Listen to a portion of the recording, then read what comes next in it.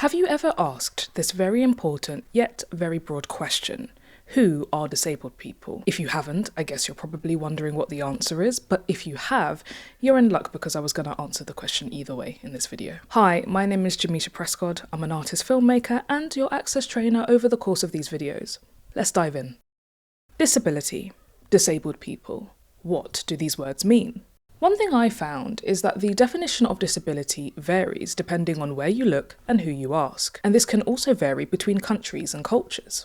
If we were to look at a dictionary definition, we may see something like an illness, injury, or condition that makes it difficult for someone to do some things that other people do, and that is usually permanent or lasts for a long time. That's according to the Cambridge Dictionary.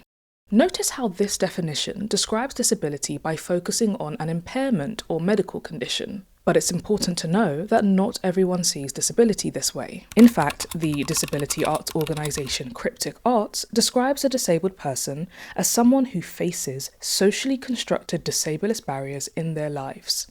Notice that in this definition, the focus is less on someone's underlying condition and more on the barriers they face in wider society. But I'm getting a bit ahead of myself. I'll go into more detail about what we call the social model of disability in the next video. What's important to know for now is that disabled people, or people who experience ableism, are a very diverse group. And this group may include deaf people or people who are hard of hearing, blind people or people living with visual impairments, people with physical impairments, people living with mental health conditions, neurodivergent people, people living with chronic illnesses, chronic pain or energy-limiting conditions, people with limb differences. This list is not exhaustive. I know there are many people who I haven't mentioned who are also disabled. Some disabled people may use assistive technology or mobility aids like hearing aids, wheelchairs, crutches, walking sticks, text-to-speech devices, and much more.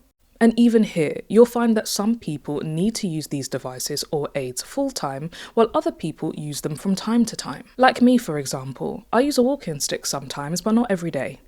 You can't always tell that someone is disabled, but even if you can see that someone is disabled in one way, it doesn't mean that they are not disabled in another way. I think I'm painting a good picture here to show that disabled people are not a monolith. How we live our lives and even how we describe ourselves will vary.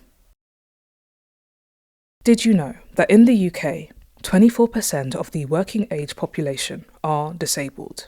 And according to the World Health Organization, an estimated 1.3 billion people across the globe are disabled. That's a lot of people. So it's no wonder that disabled people exist in all parts of society, whether they're your family, friends, co-workers, maybe it's someone watching this video right now. So how should we talk about disability, and how should we talk to disabled people? Well, it's important to say that words like disability or disabled are not dirty words. But it is true that the language used to describe disabled people will vary between countries and cultures. Here in the UK, for example, lots of disabled people and organisations use the term disabled people rather than people with disabilities, which a lot of disabled people find offensive. So, now equipped with this new information about who disabled people are and how we talk about disability, how do we apply this new information to our work when we are planning cultural events? Here are some things to consider.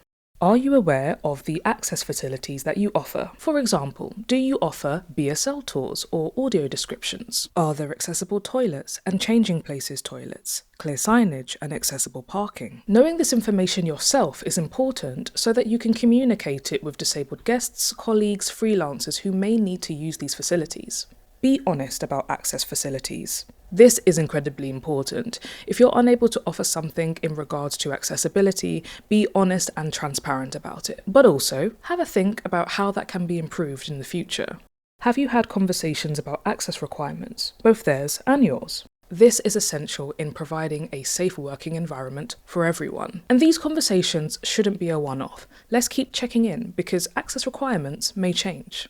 Let's also talk about communicating respectfully. Have you asked people their preferred communication style or method of correspondence? It's good to have conversations about this. Another important thing to mention is when communicating with a deaf person that has someone translating between spoken English and BSL, make sure to look at the deaf person and not the interpreter. If you're communicating with someone and you struggle to understand them, Don't be embarrassed. Let them know that you don't quite understand and ask if you can have the conversation in a different way, like through writing. These are just a few things to consider when creating cultural events that are accessible and inclusive. All the things mentioned in this video are important to ensure that we all feel safe, seen, and respected.